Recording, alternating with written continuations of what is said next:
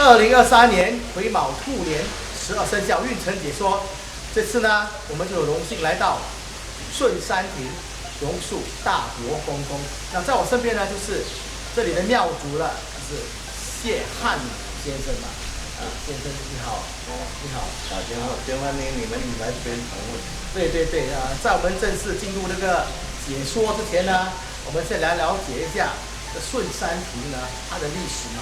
我听说这个庙呢已经有150多年了。对，而且这个庙呢，为什么叫榕树大伯公呢？因为它这边的土地全部有很多榕树，所以人家称呼叫榕树大伯公。现在刚崩的时候刚崩的时候，叫做顶阿卡大伯公。之前叫顶阿卡大伯公，所以顶阿卡大伯公就叫外就叫榕树大伯公。对，由来就是这样。然后呢，这个大伯公呢，怎么会在这个榕树下呢？这大伯公在以前很久的人来啊，就有一个大伯公小小的在那个榕树下面，所以一直拜拜，人家就跟他发展起来，慢慢搭建起来。就是越拜越灵越旺，然后人就越多嘛，对吧？是不是？对。然后呢，就是100年后，你们在哪一年呢？是买了这个地？买个地，然后89年的，1989年，一年半给他买这个地，买20多万。20多万。半买半送的。半买半送，然后就决定建了这个庙。头管30年才建起来这个大伯庙。对，然后就延续到现在，已经大概150多年了嘛。然后在这个大伯公呢，他有这么多信徒嘛，对不对？很多人来拜。以前有很多了，老的很多了。对。现在每个人在刚工人，好像搬完了这边。这边刚崩嘛，刚崩旁边就很多栋搬大厨啦，什么在拜嘛。搬去植物了，有的越搬越远。他们没有回来拜嘛，应该回来拜嘛。应该老了哈。然后你们呢，每年的庆典呢，是在哪一个日子呢？每年就是2月哦。2月初二，庆祝大伯公的生日哦。还有8月就是庆祝大伯公答谢神恩。答谢神恩，大伯公对，每年的8月20日来感谢。有做那个宴会了。你做了宴会？做宴会做了发慈善。发慈善。发慈善节。然后我们也知道呢，顺山亭呢，他们在做慈善方面呢，也是不遗余力的，就是很慷慨的，对不对？慷慨对。你们会帮助什么样的慈善团体？我们就是 MKF 吧，还有追光了、得教了。现在那个格拉曼联络所的这种了，以前有很多了，简称推荐就好了。通常我们每年都是分给第三支捐，看有多少钱就分给他们了，看你增加多少。一年有几十天也有了，没有钱10多天也有。对，都是其实本地很多这种神坛的庙宇呢，他们在年底，然后只是在做慈善方面呢，也是做很多的。我们也有捐一支那个洗衣机慈善的，30多天。都有做的吗？对。那再说一次嘛，就是为什么这个地方叫顺山亭大榕树大伯公，就是它的庙的旁边有很多榕树。以前刚崩这边都是榕树嘛，都是榕树。现在就因为城市发展嘛，就砍，对，还剩下1棵哦。增加以前很多的，现在增加1棵的。对，所以这是要保留的植物这边。当然以前的大伯公呢，他就处在2棵那个榕树的。有给他倒掉1棵。对，所以以前大伯公他的建的时候呢，它只是一个小小的亭子。不是压大物的。压大物也是很大间。所以100年的一些历史变迁呢，一个庙怎么从那个榕树下演变成今天这顺山亭也是经过很多这种努力。对。对吗？对。努力走反了。对。然后你们在过年的时候呢，我们在过年的时候呢，大家都会去还太岁，拜太岁，对吗？那今天呢，我们这边还太岁就是叫他们自己怎样跟他讲，自己还，跟自己拜。我们没有组织给人家拜太岁，给人家自愿去还。来跟他讲说怎样讲拜，他们自己拜。这边有吗？有吗？就是那么你们只是可以还太岁的，还到几岁？没有限制，有的人不一定来拜。你要几岁拜都可以。那大家就记得了还太岁 ，OK。还有过了年呢，就是要去拜太岁是很重要的给人家自由拜。对，没有组织的。人家喜欢怎样拜就喜欢拜。好，那就谢谢谢先生。然后呢，现在呢，我们要请出这个陈师傅，我们要继续的解说其他的4个生肖运程。那陈师傅，你相信吗？一个大国公的神明呢，可以在榕树的中间一个小瓶子演变成今天这个规模。对，在我们新马这2地，一般的土地公、大伯公经，一般都会跟景丘、榕树扯上边上的关系。这是一个很奇怪，自古到今在新马一旦有土地公的地方，就会有榕树，就是让闽南人讲的景丘啦，景丘。然后这个地方呢，顺山亭是特别有这个榕树的味道，也给当地的人称呼为榕树下大伯公，所以他们演变成一个小瓶子，越拜就显灵嘛，是越来越多人就是来拜，然后到今天这个规模吧。对，他有他自己的当地文化，然后从自很多年前就给福建人和这个窑厂的这乡绅呢，应该称呼为乡绅在早期就是比较富裕的人就慢慢的以乡民的力量聚合到现在有这样的规模。那陈师傅，我们来到正题了我们一个生肖就是过太岁的属龙的朋友，他们的2023年的整体运势是怎么样的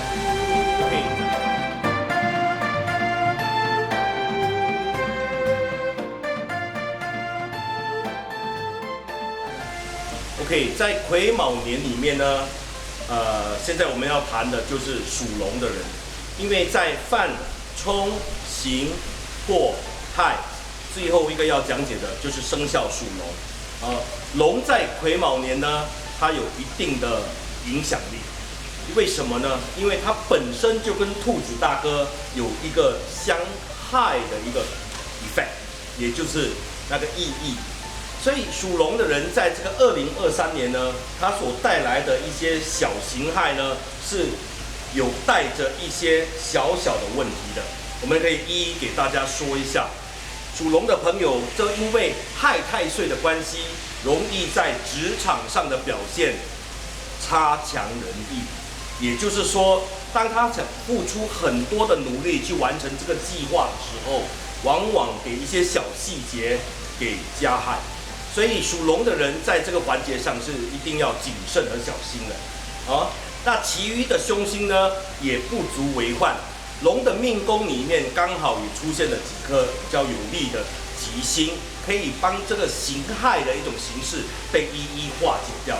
我们来讲一下它的好 ，OK？ 第一就是强而有力的太阳星，太阳星君坐镇了属龙的命宫，给属龙的男性带来强而有力的贵人，所以就不足为奇的能够把这个害太岁的形式一一的解除掉。第二，属龙的人呢，今年的贵人呢，都偏向于比较大年龄的长辈。为什么那么说呢？因为天德和太阳星坐镇的属龙的命宫，给他带来的比较有年龄和长辈型的贵人。所以属龙的朋友呢，如果在投资方面和寻求伙伴方面呢，可以多考虑一下长辈型的贵人。如果能有长辈型的贵人的加持和合作的话，属龙的人自然在癸卯年里面就能如虎添翼。那我知道了，就是你说的太阳星嘛，对不对？对。那太阳星的属龙朋友呢，当然是鼓励你们去拜一些什么神灵呢？最简单和鲜明的就是太阳星君啦。在新加坡找太阳星君的庙并不难哦，可以大概在五级八都有个太阳宫的庙，而在这个雾落也有啊，雾落也有。当然，我们也不完全鼓励说非道教徒他应该怎么办呢？哦，非道教徒的话，你们就可以寻求长辈型，像父亲啦、爷爷啦、外公啦，或者是你们的 mentor 啦、老师啦、长辈们啦。属男性的贵人给的一些意见，都对属龙的人占了很大的一个帮助。那过太岁这个属龙的呢，他们在2023年他们的财运又如何呢？属龙的朋友呢，6合就是鸡。我建议一些投资或者是博彩之类的性质的号码，8号为佳。为什么呢？8先天就是属鸡，鸡跟龙如果能相合的话，就行6合格。也就是说，对属龙的人有起着一个很大的一个帮助。第二就是4号，4号是先天是蛇，蛇跟鸡是行3合格的，蛇跟鸡是行3合格的，所以记得属龙的朋友在农历的4月和8月都是一个吉祥月。那属龙的天敌呢就是狗哦，那农历9月呢就是属龙人比较不是很顺心的一个月份，所以给大家多一个参考。好，那个5个犯冲刑迫害的生肖呢，我们大约是解释了嘛，现在呢，我们进入属狗的朋友了，陈师傅。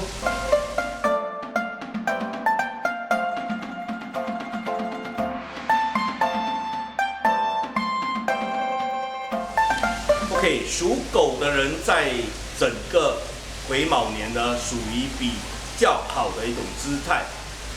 理由就是白兔原先的6合生肖，也就是狗大哥，所以属狗的朋友呢，在癸卯年呢，自然能得到当年太岁白兔大哥的加倍，因为呢，卯跟戌也就是一个组合。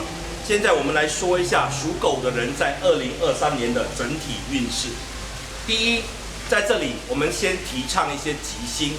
属狗的朋友呢，今年因为有龙德星和岁合星的加持，也就是说，在整个癸卯年里面呢，属狗的朋友如果能运用好自己的思维和健康，能掌控好的话，在整个癸卯年里面，他还是能获利非常的多。因为龙德星是一个大吉昌之星，它可以化解很多小小的凶星。龙德星主掌进入了命宫，给属狗的人带来太多的好了。第二，紫微星，属狗的人在癸卯年里面，因为有紫微星的加持，在同事之间能获得一些相对的帮助和鼓励。然后在于客户寻找客户这个阶段和这个形式上呢，也因为紫微星的加强，客户给的单子一般无论大小都比较容易签署下来。那属狗的还有没有凶星的呢？有，我们来说一下属狗的凶星。暴败星就是暴力的暴，失败的败。暴败星进入了属狗人的命宫。我在这里强调一下在出生于1958年和1970年，因为天干地支的相冲形势，这个年份所出生的男性因为暴败星的作祟，小病的机会会偏高，大病的机会也存在着一定的危险。暴败也就是忽然间来的一些疾病，所以我建议出生于1970年和1958年的男性朋友，在身体健康上一定要多加注意，不要暴食暴饮。OK。好，谢谢陈师傅介绍的是属狗的运势嘛。现在呢，我们进入下一个生肖，就是属羊的朋友了。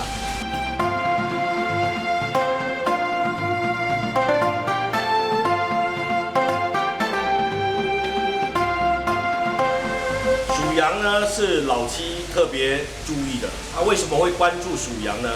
因为他就是出生于1967年的羊。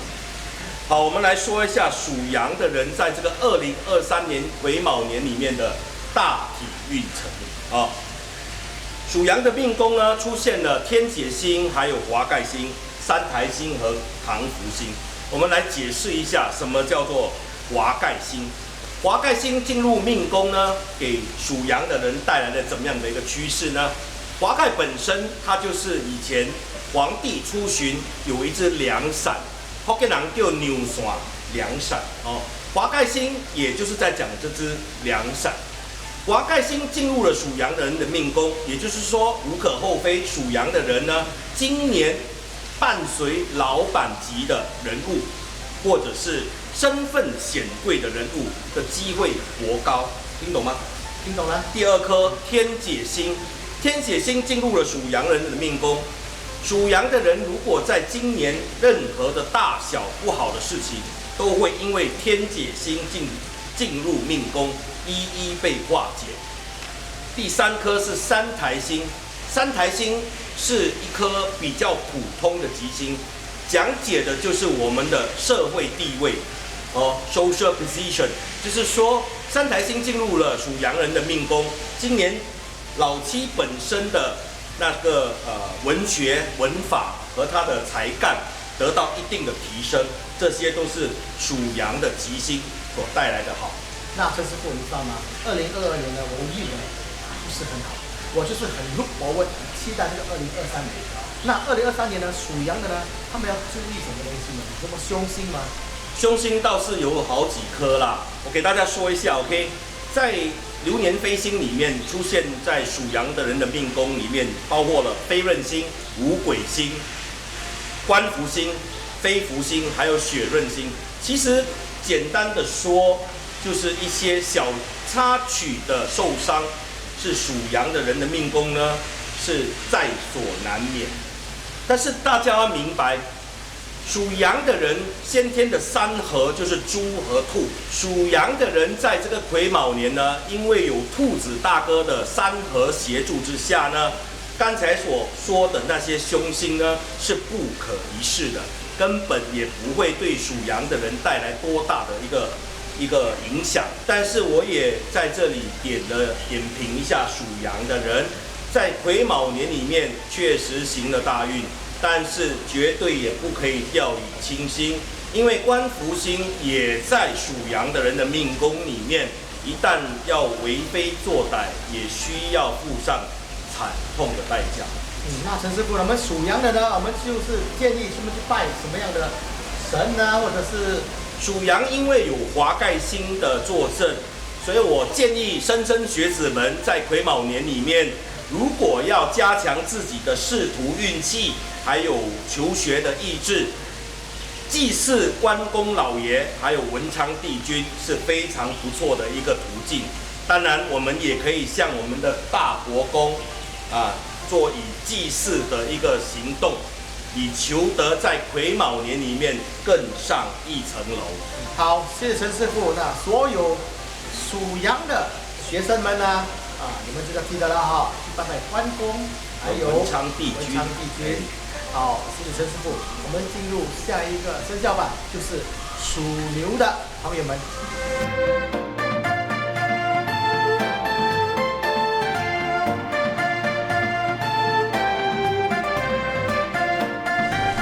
我们来说一下2023年属牛的人在癸卯年里面的整体运势。属牛的人的命宫为丑，今年丑宫里面并没有出现比较好的一个 lucky star， 也就是吉星，只有一颗八座。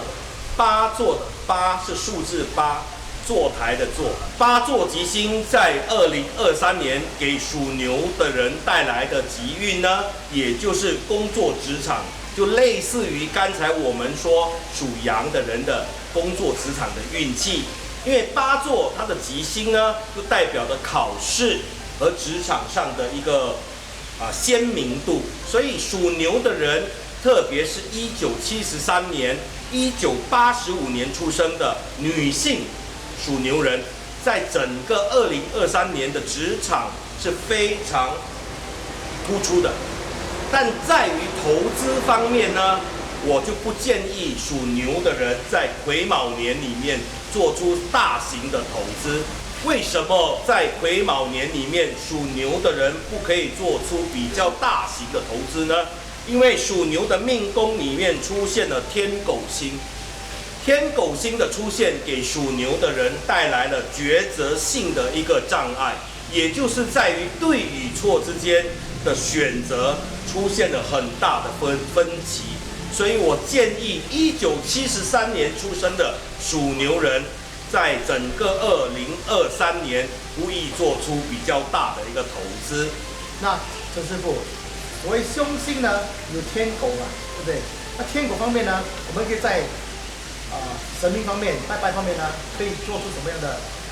这是必须的，这是必须的哈。为什么我这样说是必须的呢？因为这个丑宫，也就是属牛的命宫里面，相对的也出现了一个非常麻烦的凶星，叫吊客星啊，它是吊住的吊，客人的客。吊客星它本身就带着医院、病痛、治疗的一个意义。吊客星进入了属牛人的命宫，自然而然就会让属牛的人跑医院，而这些病痛呢，不是自己本身，而是直接的亲属。所以属牛的人呢，一开年之后，就像老七他所讲的，最好就是来给我们大伯公祈福上香，可以化解并减轻在整个癸卯年里面带来的不好的迹象。那陈师傅，属牛的就没有吉星了吗？可以这样说，因为属牛的命宫在2022年老虎年的时候，属于比较好的一个姿态。现在呢，它就是逐步的减弱下来，所以属牛必须要经过这一番的考验。所以属牛的呢，在2023年的运势呢，就是不是很好嘛，陈师傅。对对对，但是大家也不需要太过于担心啦。为什么这么说呢？人的运程啊，不能只看于我们的出生年份，它相对的还是要理解我们的月份出生、日子出生，还有时间出生，这些只能仅供于参考啦。当然，大家如果有更大的疑问的话，你们可以来问一下，因为我们今天我们所讲的运程资料都来自于九菜八城隍庙。大家可以在那里了解更多。我只是借花献佛把这个九菜八城隍庙的一些资料让我们本地的玄门文化能够添加多一些春节的气氛。好，那非常世界的九菜八嘛就是城隍庙然后呢，我们在顺山亭呢也是介绍了4个生肖在2023年的运程。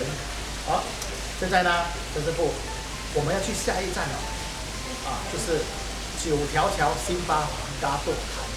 对，在那里呢，我们再继续说其他4个生肖。